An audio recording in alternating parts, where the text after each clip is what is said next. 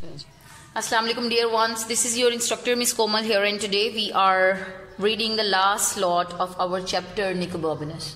So yesterday we left the reading when Nicobarbanus was stuck in the well, and at the end of the reading we read that he meets a man who is lying on the floor, slimy and slippery floor, and he is unconscious and he seems to be dead. And Nicobarbanus is a bit worried about the man. So what is next? Let's read. I must get help, said Nicobarbanus to himself, and he began groping around in the blackness to find another way out. He is searching the way blindly. Groping mean to search blindly. So he is searching blindly in the darkness for the way to go out. When he found it, however, his heart sank. The only exit appeared to be a narrow gap down by the floor, no more than a foot high. So the way that he found to exit was just a thin gap between the floor and the highness of the roof. I can't squirm through that in the pitch dark. He says to himself that he can't go through and wriggle through the dark pitch and the dark hole. But at that very moment, he heard Rosie's cheerful voice saying, "You can do it." This was not the voice of Rosie, but this was his conscious voice that Rosie used to say him, and it was saved in his inner self. Nicobarbanus span round, and there, to his immense surprise, was nothing. No Rosie, no anybody. But I don't know if it leads anywhere, he said to the voice in his head, and it's such a tight squeeze I might get stuck. So he is thinking about the hole that he has just found to go out, and he is thinking whether he will be able to get through, to wriggle through the hole or not. He didn't hear Rosie's voice again, but he knew what it would have said. And that was how he found himself wriggling down a narrow passage of stone. Wriggle means to turn the body and pass through something that is narrow. Of stone in the pitch black. He squirmed and he wriggled there in the black for a long, long time. And the tunnel got narrower until he could hardly inch along it. I'm going back, he said to himself, as the way is being harder and harder. But he didn't. He just kept wriggling and squirming until suddenly he found he could stand up. He took a pace forward and immediately fell over stone steps leading up. Oh, he said, although what he really meant was, thank goodness. So he found the way out. He began to climb, and he was still climbing some minutes later. It must be a tower, he thought, or the grandest house in Venice. But at that very moment, he saw a crack of light. He stretched out his hand and found himself touching a catch that clicked softly in the dark. A panel suddenly slid open, and Nicobarbanus stepped through into the most amazing room he would ever seen. So this is the ending line. These are the ending lines of the story Nicobarbanus. And as I've told you that this is not a complete story, but it's an introductory chapter of the novel Nicobarbanus. So if you want to read it completely, please consult the novel Nicobarbanus. So in the last lot we have come to know that Nicobarnus is finally out of the well, out of the darkness, and he sees light, the crack of light out. So this was your reading and this was your chapter, but the adventure is going on in the life of Nicobarnus. So if you want to know more about the adventures of Nicobarnus, you can consult and you can read the whole novel from your browse or internet. So moving towards the next slot, that is our exercise. What we have there, we have comprehension question answer session here that we are going to do along with the reading. So the first question that we have here is, what do we learn about Nicobarnus in the first paragraph? So we learn that Nicobarnus is an extraordinary child who stuck his tongue out at the Prime Minister.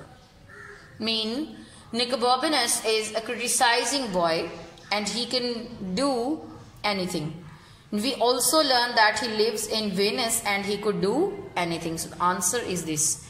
The second question is, who is Rosie? We all know that Rosie is Nicobarnus' best friend. The next question is, why don't people pay attention to what Rosie says? So the answer is, people don't pay attention to what Rosie says because she is always having wild ideas. Next one is, what two things does Rosie suggest that she and Nicobarnus should do?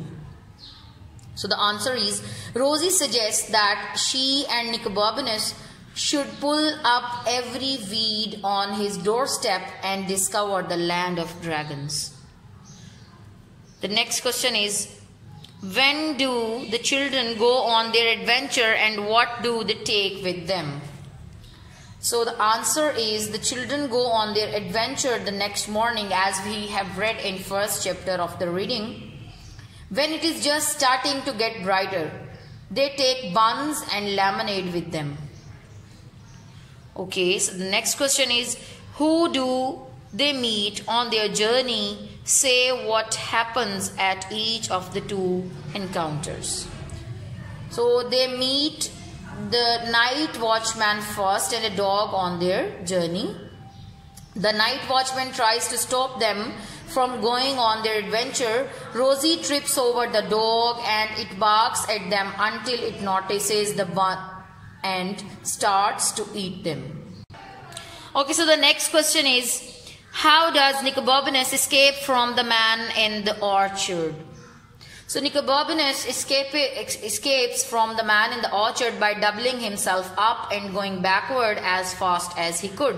Instead of trying to run away, so the man's legs are knocked from under him and he lands in a pile of leaves. Then he hides himself in a shed. So we have read all these things in our reading. The last question is, how does Nicobarnus get out of the well? So he swims through a long, narrow passage made of stones and finally he gets out of the well. So the next questions are a bit longer and a bit difficult. So you can add up your answers yourselves also, but I will tell you, I will discuss the answers with you, but you can add up more lines and more reasons to the answers also. So what shows us that the man in the orchard doesn't really want to break down the door to the shed? So answer would be this line that shows the man is reluctant to break the door down is, right, I'm going to break this door down, said the man. And why he doesn't break the door? Because he knew he would have to repair the door himself. That's why he added, do you hear? Also, he bangs on the door and shouts, but does not break it down.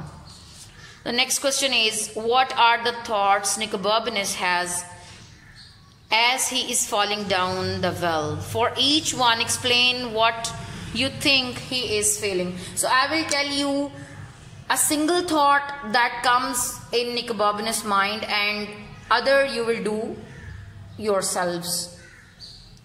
So the first thought that comes in his mind is, suppose it's a well, a deep unused well with slimy slippery sides that you could never climb and icy water at the bottom. That. So this is the thought, this is one of the thoughts that comes in Nicobobinus' mind. And what is he feeling? I think he is starting to feel worried and frightened about the place where he has fallen down. So you can add more statements and feelings that he feels while he has fallen into the well, and you can also add up the reasons and the expressions and the explanation of that feeling. So the second question that we have here is very easy. Write the lines of speech below, put the name of the speaker after each one. So we have the lines, but we don't have the speakers. I have mentioned the speakers, so you can add only the name of the speaker after the line. So the first line is, aha, I've got you now. So who said this? The man said this. Let's pull up every single weed on your doorstep. Who said this? Said Rosie. It's one of the best ideas I've ever had. Who said this? Said by Rosie. So the next one is an interjection, that is oh. Who said this? Oh was said by Nicobobinus. Open this door at once. Do you hear? Who said this? Said the man. You will think of something. Who said this? This sentence was spoken by Rosie. So students, this was your lecture today. I think all of you have understood all the things clearly and completely. See you in other class. Till then, take care. Allah Hafiz.